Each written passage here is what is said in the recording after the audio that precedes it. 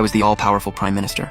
But just 6 months after helping the emperor take the throne, he teamed up with his ministers to strip me of my position. Even the princess wanted to break off our engagement, but I didn't care at all. In fact, I straight up resigned and decided to retire. I was done with all the backstabbing and politics. From now on, I just wanted the easy life. But after I left the court, the emperor got paranoid I'd help enemy nations, so he sent a general to kill me. Left with no choice, I killed the general they sent. Married a tribal chieftain, and started my own kingdom, became the boss myself. Back in the throne room, 3 senior ministers led dozens of officials, all kneeling and demanding I lose my title. Li Sheng, you heard them? Everyone's against you. I've got no choice here. Li Sheng, receive the decree. From today, you're stripped of prime minister. You'll serve as governor of the capital. Standing there in the hall, I just smiled bitterly. 5 years in this world, climbing all the way to the top. The emperor and I were tight. I used my skills to stabilize his court. Now that the country's thriving, he's kicking me to the curb. I looked up at the princess standing next to the emperor, my fiancé. But she didn't say a word to defend me. I finally got it. I was nothing but meat on the chopping block now, at their mercy. The emperor looked at me with fake sympathy. I'm in a tough spot too, Li Sheng. You gotta understand. It's because I was too capable. Made him feel like we were equals. He didn't like that, wanted an excuse to boot me out, but I kept my record clean. He couldn't find dirt on me, so he had to team up with the ministers to force me out. Guess everything I did was for nothing. The emperor watched me zone out, thinking I was shaken, feeling real pleased with himself. All the officials stared, curious what I'd do next. Xiao Mingsu felt a little guilty. I was the man she loved, but for her brother's power, I had to take one for the team. With everyone watching, I walked to the center of the hall, took off my official hat and placed it on the steps, then removed my robe and folded it neatly. Your Majesty, I, Li Sheng, thank you for your grace, but I'm not well enough to continue serving. I can't take on the governor position either. Since you've opened the door today, I'll just retire and head home. I only meant to demote him from prime minister. Didn't expect him to actually quit. If he leaves, who's gonna handle the reforms? Who can? Who would even dare? Li Sheng, are you serious? To him, what I was doing looked like a straight-up power play. Yeah, that's exactly what I'm thinking, Your Majesty. All these years, thanks for trusting me, and thanks to all you ministers for working with me. Take care, everyone. We won't be seeing each other again. I bowed, turned around and left. Didn't give them a chance to respond. Li Sheng, if you walk out that door today, don't ever think about coming back. From now on, we're done. No more ties between us. Your Majesty, do you still remember what you told me at the White Horse Temple? If you don't, then staying here any longer, I'm genuinely afraid you'll have me killed. Xiao Mingji went silent. Back then, at the temple steps, he'd grabbed Li Sheng's hand with tears in his eyes, like they were blood brothers. You don't betray me, I won't betray you. The princess standing next to the emperor spoke up angrily. You're just being demoted to governor. He didn't say you can't be promoted later. This is way over the top. Li Sheng, if you walk out that door, our engagement is over. Her cold words cut through me like a blade to the chest. Princess, do what you want. I'm just a nobody now. How could I be worthy of you? Let's just part ways and move on. Walking out of the hall, I watched the snow fall on my hand and suddenly burst out laughing. They say heaven doesn't welcome guests, but it's sending me off with snow. How perfect. The officials watched me disappear into the snowstorm. Xiao Mingji swept his robe and ascended the steps to issue a decree. Strip Li Sheng of his duke title, cancel all his benefits. He wants to retire? Fine, I'll grant his wish. From today on, he's no longer prime minister of the Great Jade Kingdom. He's just a commoner. Confiscate his estate, cancel the engagement. I'll make him crawl back begging. Xiao Mingsu's cold expression didn't change.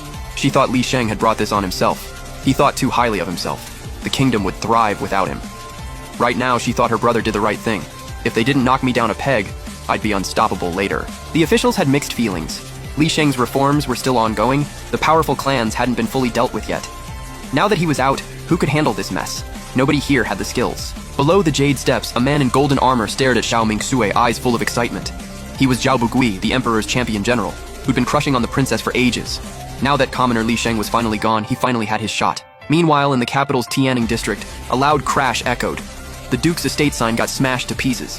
Seeing this, I didn't feel sad at all. Actually clapped and cheered. I'd already sent all the servants away, gave each of them a fat stack of cash. The Minister of Revenue looked at me awkwardly. His Majesty ordered this place seized. Please forgive us. I just smiled and waved it off. No worries, I won't make trouble for you.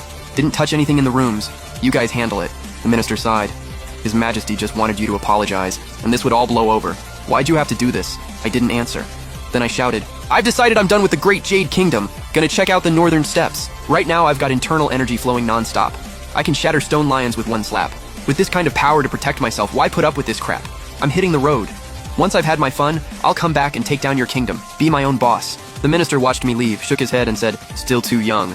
That scholar pride ain't worth squat. Then he walked into the courtyard, saw the words written on the wall, and his eyes went wide. The ungrateful wolf. Give him power, and he goes wild.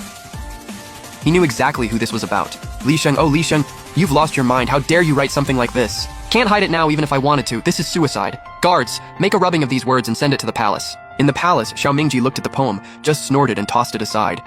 To him, this was just Li Sheng's last bit of defiance.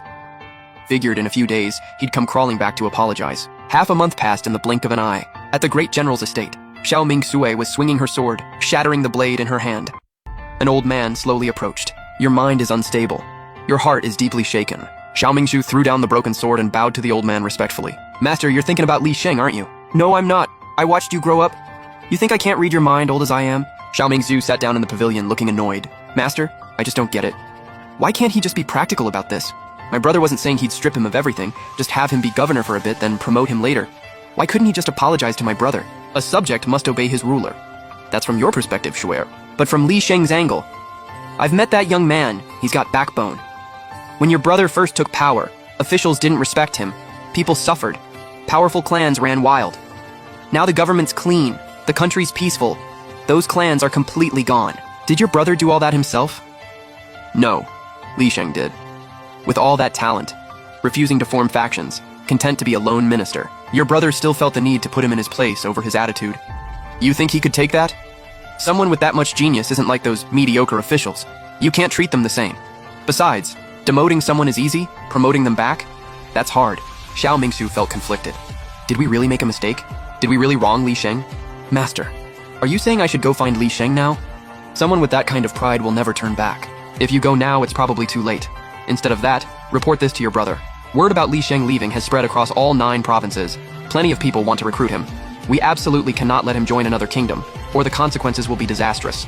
Go now. That young man left half a month ago. Either bring him back and lock him up for life, or kill him immediately.